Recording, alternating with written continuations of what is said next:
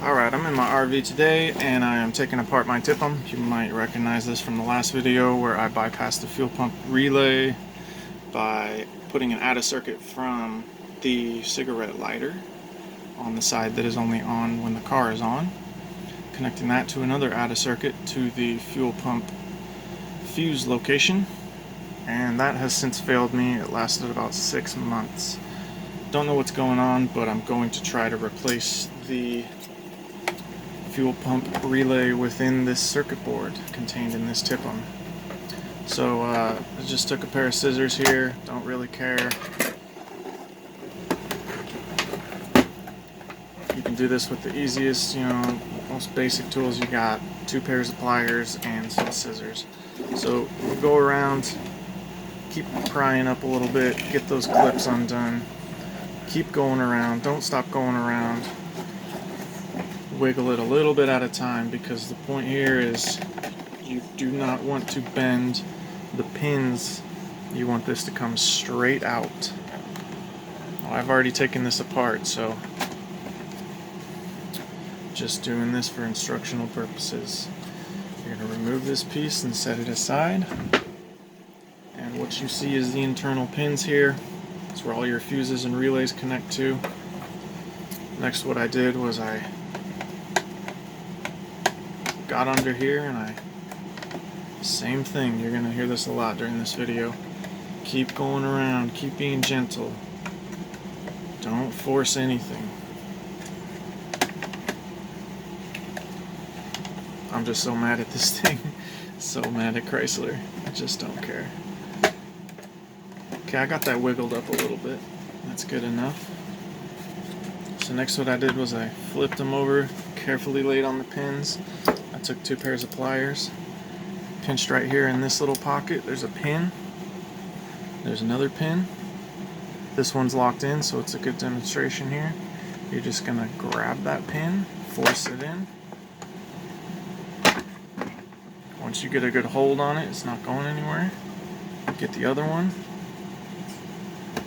This pin stayed in, so I put my finger here, my thumb up.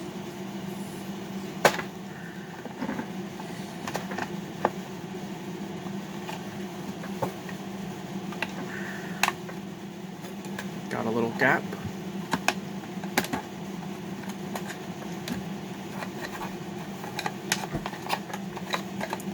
Start prying up a little bit there.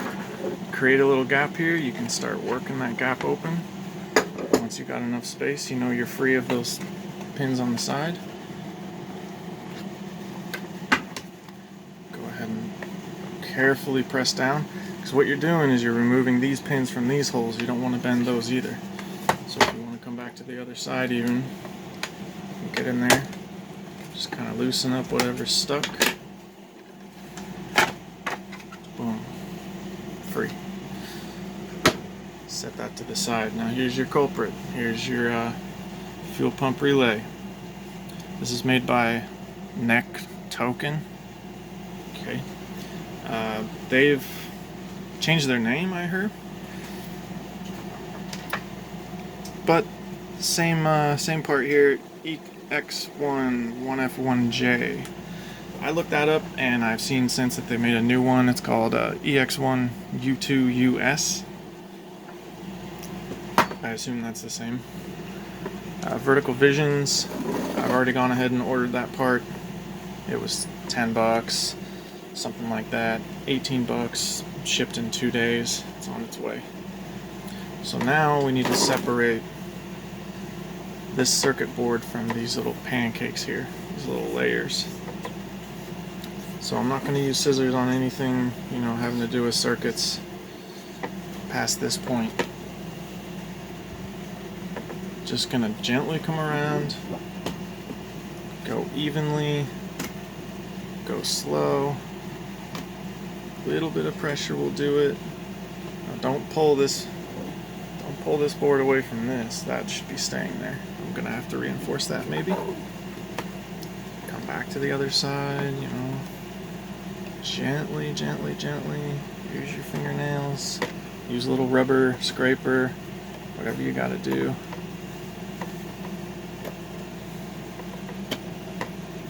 separate these layers very carefully.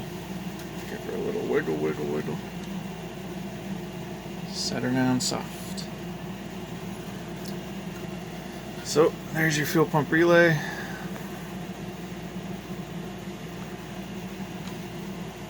Here's your solder points, 1, 2, 3, 4, 5. You'll want a solder removal kit. You need the gun to suck away the hot solder. I'm not going to use that. In a pinch, if you really wanted to, this is the same one, an EX1 1F1J. This is for your horn. So if you're like me, I don't use my horn much. You know, I'm not a very vindictive driver. And I don't like the horn going off every time I lock my car. So if I was really in a pinch, I would desolder these 5 points down here and take this horn one, scoot it over here. I might be wrong about that, but I'm sure in a pinch, maybe that's a good solution. If you can't wait 2 days or afford the $20, hey, I'm not going to judge your situation. If you got to do that, I don't know. I'd be curious to hear if that worked for somebody. So once you desolder that, you know, I'm sure you could just heat it up with the gun one at a time, giving a little pressure here, pulling back away from the board, heat them up till it frees itself, heat it up again, maybe wipe it away, and stick the new one in there. Just put fresh solder over it, cover it with something waterproof, some clear coat paint, clear nail polish, top coat, base coat, whatever you got. Once you got that in there, here comes the tricky part. You're gonna have to line all these pins back up. That sounds crazy, but it's doable. Line them up, give it a wiggle. Not really gonna work first try, you know that. There are 100 pins in there trying to come together perfectly into their holes. So, you know, again, easy, squeezy. Go around, have a look in there. If you see one's not going in right, if one's a little bent, get yourself a little stick or something. Just give it a nudge. Have a look underneath, you know. Take a look down the hole. Looks like this one's having a problem. Give it a little squeak over.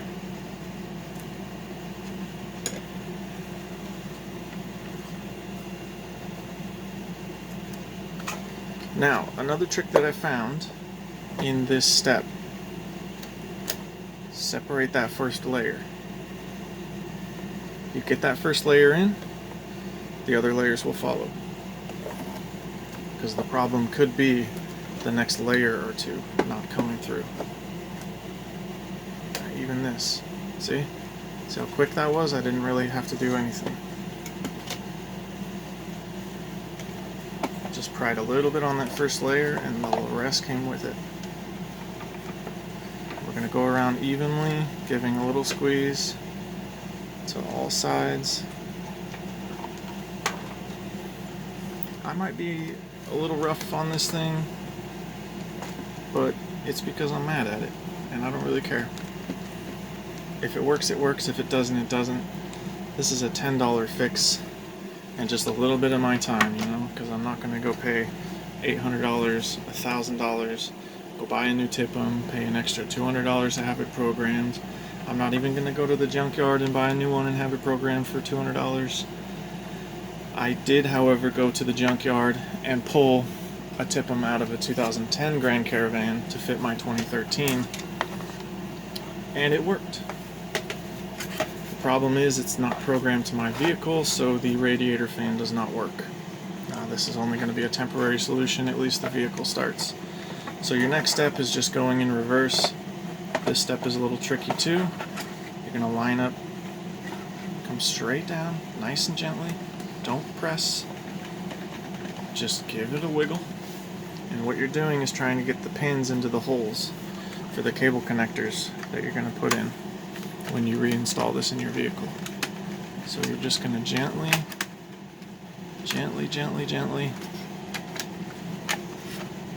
Give it a wiggle, give it a shake. Come around each side. You know, if one side slips down farther than the other, lift it back up. It all needs to go in straight. It all has to come straight down.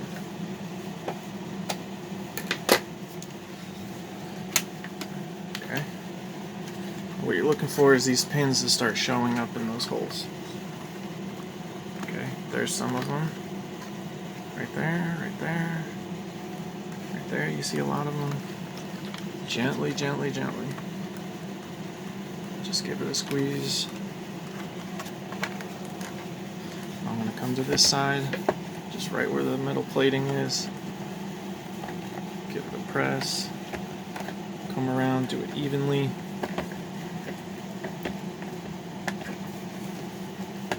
Get a little firm. And just check your work. You know, come back to these sides. And look in there. Now, you're going to hear some clicks because the circuit board has clips holding it in. Just barely coming up. You can just barely see these little stubs.